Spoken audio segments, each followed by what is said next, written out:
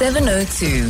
Live On the Prime Media Plus app. DSTV channel 856. 92.7. And 106 FM. Let's walk the talk.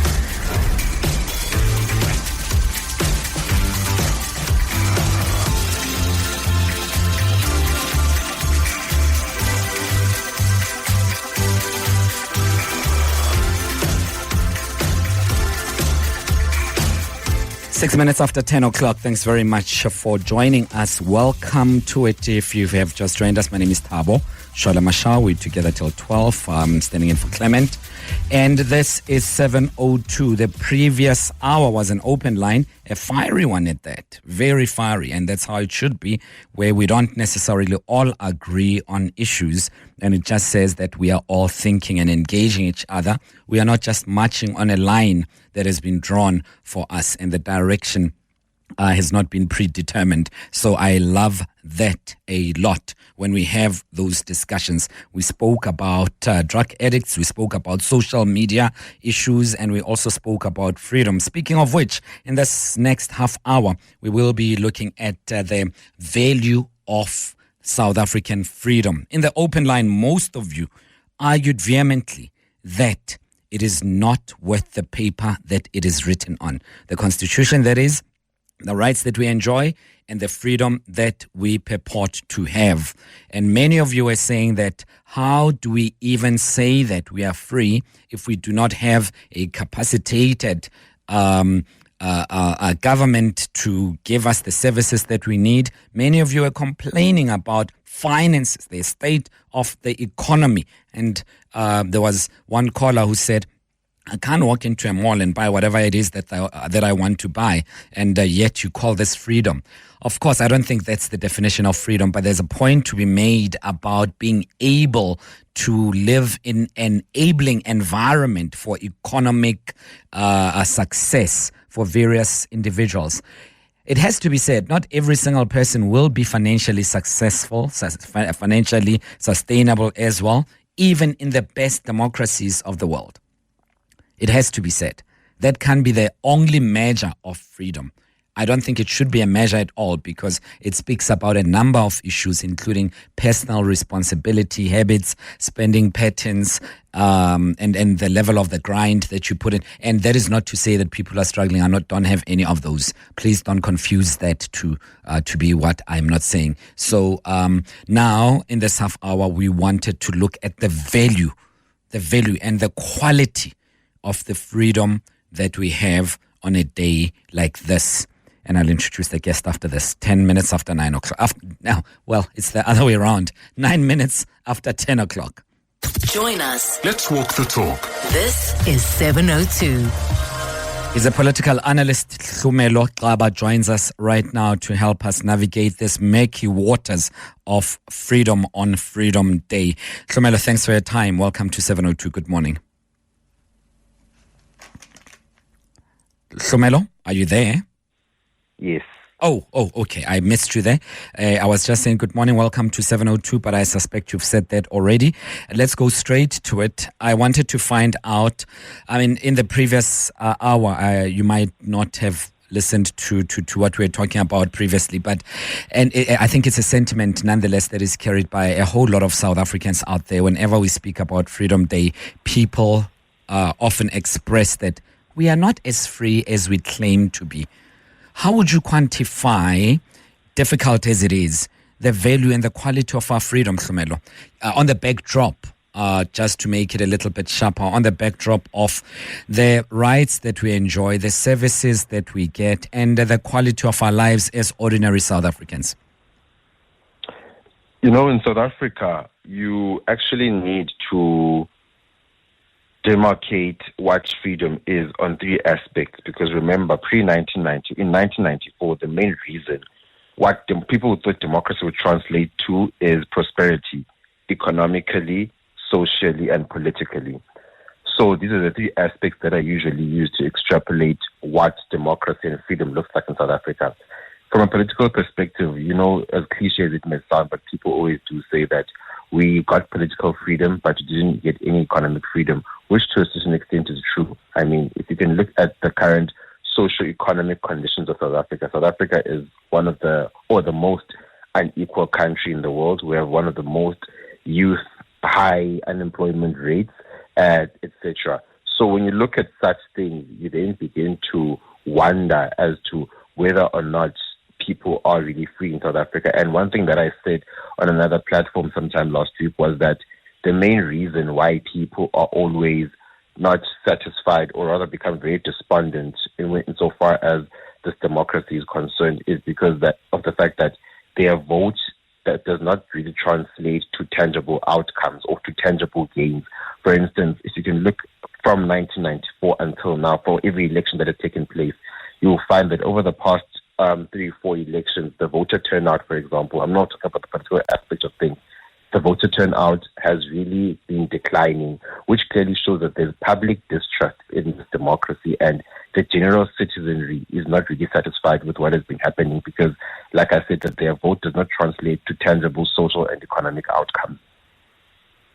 Is it necessarily fair, though, to juxtapose pre-1994 to the current state of things right now?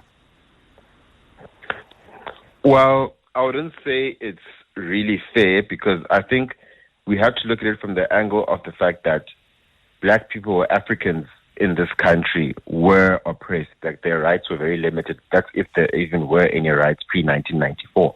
So post-1994, of course, there wasn't a constitution that was established in our country where now people have rights in terms of have rights in terms of certain aspects of their lives. For instance, the Bill of Rights does actually indicate that everyone has a right to education, everyone has a right to housing, etc. Like they're basic human rights that are enshrined in our Constitution. But then you'll find that the same rights that are enshrined in our Constitution are actually being violated by a democratic government. Because, for instance, you look at the state of housing and informal settlements, you look at the state of service delivery in local government, and then it's in those instances where you actually begin to wonder as to whether or not people's rights are being upheld within this democracy. And also, if you remember from pre-1994, I'm using pre-1994 I'm juxtaposing like the current dispensation of pre-1994 because of the fact that in 1994, as black people in this country, we really thought that things were going to really change for the better socially and economically. However, what you come to see, as a matter of fact, you hear many people in informal settlements saying that things were better during apartheid than they are now. You then begin to ask as to whether or not this freedom was really attained in a manner that would benefit all. I mean, if you can look at, for instance, the Freedom Charter, which was used as sort of like not really a campaigning tool, but what it was enshrined in the Freedom Charter by the then Liberation Movement, which was the ANC, is something ideals that, were supposed to be used to create an ideal society for those that were oppressed previously. But if you look at the Freedom Charter and what has been attained now, years later, you'll find that a lot of things that are enshrined in the Freedom Charter are actually not things that we see within this democratic dispensation. You look at some of the economic policies that have been adopted in this country, like, for instance, you'll find that most of the economic policies in this country post-1994 are not really beneficial to those who were at a disadvantage previously. Sure. It's 14 minutes after 10 o'clock. You're on 702. My guest is Hlumelo Xaba, political analyst, and we are interrogating the quality of freedom that is in South Africa at the moment. Many of you have said in the open line that actually we are not free, and we are exaggerating the levels of freedom in this country because many still go to bed hungry. The levels of crime are high, and many other ills that you've pointed out to. You are most welcome to participate in this discussion, which is almost an extension of what we touched on a little bit earlier on. You are free to call 011-883-0702, 011-883-0702. What do you think of the level of freedom in the country, or the quality, I should say, the quality of the freedom that we enjoy as South Africa? For you, specifically as an individual, do you feel that you were better off then than you are now, which I think is a bit unfair? Nonetheless, it's a free country. Express your thoughts as you wish. And how would you rate, if I were to be as blunt as to say, out of 10, the quality of this democracy, rights and freedom that we are enjoying and celebrating today on this significant day in South Africa, out of 10, 10 being the best ever, 1 being, oh my goodness me, it is just terrible. Where would you put the quality of South Africa's democracy, freedom and rights? I would love to hear from you and your experiences. That's what counts. Your encounters as you interact with everything else in the country from day to day. 011-883-0702. Hlumelo, I am wondering, you mentioned economic prosperity that is often conflated with emancipation generally of a society, that there was an expectation that post-1994 there would be an improvement drastically on personal and otherwise economic prosperity. Is that a fair expectation to have, given that even in the most advanced, oldest democracies, you still have the poorest of the poor in South Africa? You still have the poorest of the poor in those democracies. You still have people who are battling to make ends meet. Is that a fair indicator of the quality of freedom? You know, if you can, I'll first extrapolate from Freedom House rating. So Freedom House is basically an index that rates a country's democracies around the world to see how much of freedom or democracy there is in a country. And South Africa actually has a very good rating when it comes to those ratings. I think it's over 70% or 80% rather, as compared to other African countries. So to show that, for instance, I even once mentioned it to a colleague of mine sometime last week, that in South Africa, unlike some other African countries, you don't have a liberation movement that lost power resorting to dictatorial elements. I think I always say to people that, if anything, the AU may denounce the ANC on many things in terms of their failures, but when it comes to upholding democratic principles and allowing the freedom that they fought for to actually be in display in this country, it's something that is really commendable from them. However, there's a research that has actually proven that none of the South African presidents,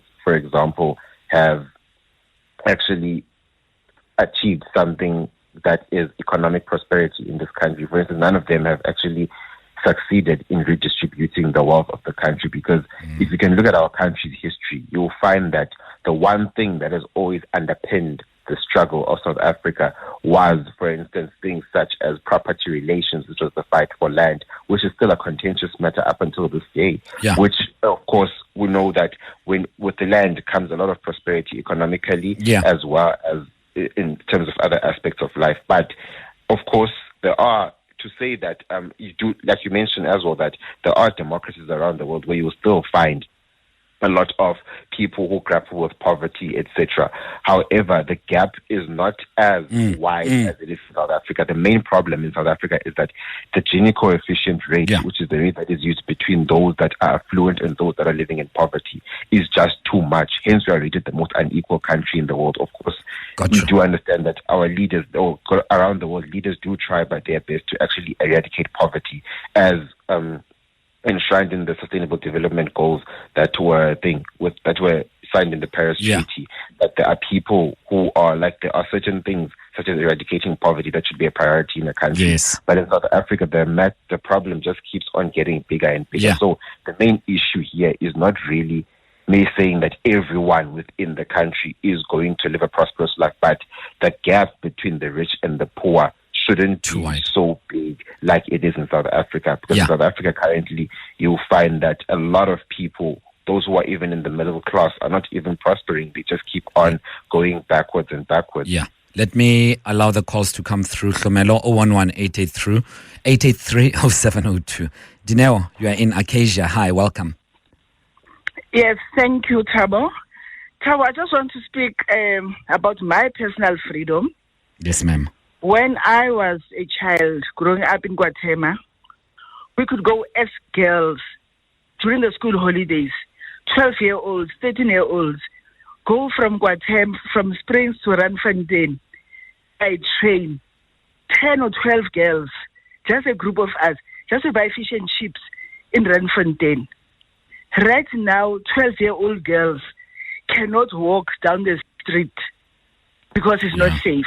Did you say When I from was Guatemala? Yeah, I was from, when I was born in Guatemala. Oh, no. You nearly gave me a fright that you walked from Guatemala to Randfontein. No, by train. We caught a train from Guatemala to Randfontein. Okay. A school girl, primary school girl. Yes. And there was nothing, no harm. When I was a student between 83 and 86 in Mafikeng, I could go to a party, have a nice party at the radio, Bob, and then walk with my friends to campus without fearing anything. When I was at Rhodes in 1987, at 2 a.m. I could go and buy pizza. Yeah. Now, just as 4 girls, now you cannot do that. I'm afraid to walk to my own shop here, to the shops here, where I stay in a case here, because it is no longer safe. Secondly, financially... Do you think that was changed by democracy, by freedom that we enjoyed post-1994? No control, lack of control. Okay. There is nothing wrong, lack of control. Dineo, let's leave it at that and allow Zach to come through. I'll go back to my guest, Hlumelo Xaba. Zach, you are in Silver Lakes. Hi, welcome. Hi, Thabo. Good morning. Morning, Thabo, sir. I just wanted to touch on the issue of freedom. I think one of the problems we do have is that we don't want to learn even from the very poor. For instance, if you take their history from 1910, when they got freedom from the British, there was a government in place that was very much focused on ensuring that they take the Boers out of the poverty. Poverty they were in. Yeah. The Boers were poor. Yeah. The Boers had no land. The Boers were not educated. The first thing they did, they started to build universities for their people. They then started to build SOEs that when they graduate from the various universities, they have a place of employment to work. And that's where your CESOs and your ESCOMs and everything popped out of there. So you had the government that was very much, that had a plan in place to ensure that they take people out of freedom. And I think the reason why we feel so disgruntled is because we are still basically piggybacking on things that were done by the Boers 100 years ago, but the current government is doing nothing to sort out our current plight right now. You know? So I think for me, there's no leadership. Don't go away. Don't go away as yet, Zach. One or two things so that I don't appear before the BCCSA. I have an unpopular and unfashionable duty to not encourage or just let things slide when people are referred to in a generic way that may be seen as derogatory in one way or the other. And you would know about the Boer issue, and in a sense that not all Afrikaners are Boers. You rightly so. And I cannot agree. No. So I'm not holding forth for anyone, and I know I'll be called names, but I do have a responsibility to touch on these things. I agree to open the microphone, so I have a responsibility to that. So that's notwithstanding your critical points, and you are speaking about the poor Afrikaner question that took place post the war, and the war was the second South African War, now called the Anglo-Boer. It was called the Anglo-Boer War. Now it's called the South African War. That ended 1901, 1902. Take or leave it. The Vereeniging Treaty as well that took place, right? And then 1910 we became a union, as you're rightly alluding to it. And there were serious programs that were put into place to address literally the Afrikaner question. Hence the border bond and AFKs and various other institutions that were forming themselves to make sure that, for one, there was an Afrikaans Bible in 1933 and so on that had to be there. So all those things I agree with. And your point is that we needed a deliberate economic mechanism placed into being to assist. And some will argue, and this is the question, that's why I didn't want you to go away. Some will argue that initiative and plan is supposed to be BEE. How would you respond to that, Zach? I think Black Economic Empowerment Program, Yeah, I think with the BEE, it didn't work because I think some of us did not understand it. We just took people in and placed them into various positions regardless of whether they were qualified for those particular positions. So I think that's where the BE at times fell off, where we did have people who are the right color, but who were not necessarily best suited for that particular job. So then it made the whole system to look bad, to say, you're putting incompetent people into this thing, and now it's collapsing and it's costing people jobs at the end of the day. So the BE was supposed to be, but if it was done properly and there was no nepotism and there were no people that were looking for self-interest, then BE would definitely have. So we should blame ourselves again, right? And we should look into the mirror and say, okay, Zach, thanks for that. Hlumelo, I'm coming to just allow me to take just 2 voice notes and then I'll allow you to sum up for us. 072-702-1702. Morning, Thabo. Morning, 702 listeners. Mpo here from Johannesburg. Thabo, I think we need to change the name of Freedom Day to Independence Day. Yeah, for me, there's no independence in freedom, but there's freedom in independence. I don't know if you get my drift. Loud and clear. I don't think whether you are white, black, Indian, or colored that you are enjoying the better sense of freedom in this country. Oh, is that another voice? In the suburbs, you've got to have your own private security to provide and to keep you safe at night. Our infrastructure is deteriorating at a rapid rate. The roads we drive on are becoming non-existent. The water supply is problematic. The quality of education that the kids are getting in any school is shocking. So have we really gone forward, or has the ANC just taken over and stolen the loot? Maybe we need to actually just face the facts. The ANC did not bring a better life for all. Certainly, I don't want to hold brief for them. We are out of time, so I wish I would comment on some of your thoughts, but let me allow Hlumelo to close it up for us. Hlumelo, taking into consideration what some of our listeners of the opinion, how would you respond to that, especially against the backdrop of the current government that we have in place? I think Zach mentioned a couple of significant and important points in regards to like the economic policies and also like touching on our history and how things were. For instance, just to add on to what you said in regards to how the Afrikaner nation, for instance, became so hegemonic in terms of uplifting their communities and everything. In the 1930s, actually, there was a commission which made a census on how many Afrikaners were poor at the time. And in all honesty, the majority of the current SOEs that we have, like your Sanlam, your Escoms, your Transnet, were built during that time in conjunction with uplifting that particular community. And what you also mentioned, that BEE was supposed to play that role in a democratic context. However, what we've seen in South Africa is that, for instance, BEE only benefited a few political elites and not the broader, I would say, African population in South Africa, which still continues to live in poverty, etc. So I think it's in these instances that we really see that where it's really important for us to actually measure our freedom socially, economically, as well as politically. I think if you want to measure South Africa's freedom, you need to look at those 3 aspects. Socially, for instance, some of the listeners spoke about security in terms of them not being secure and not feeling safe when they walk at night, whereas in the past that's not something that really happened. For instance, another listener spoke about the water supply that is always problematic, as well as the current electricity problem and housing problem that we have.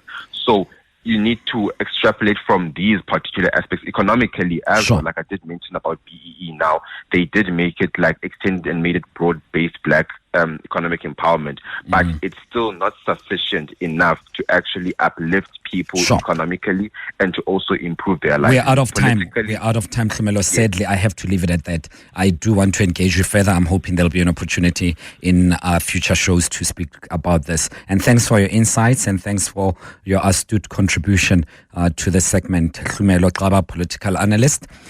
Before I go to the headlines now with Sfiso, someone is asking, Thabo, what's wrong with Boers? They refer to themselves as that. Phew, la khathatsa. Not every Afrikaans person is a Boer. I wouldn't want to be called in a collective generally. And the issue was the poor Afrikaner question. It was not the poor question that was put into place. So there was a context to that. I'm not defending anyone. That's just how it is. We must try to be as close to the facts as possible. I did say it is an unfashionable position and responsibility that I have at times. 29 to 11.